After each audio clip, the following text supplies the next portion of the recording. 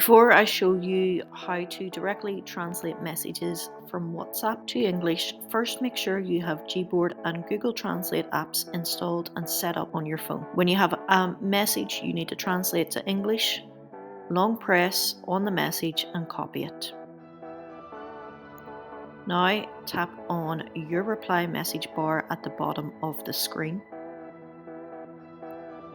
Tap on the 4 small squared icon on the top left of the keyboard and tap on the Google Translate icon.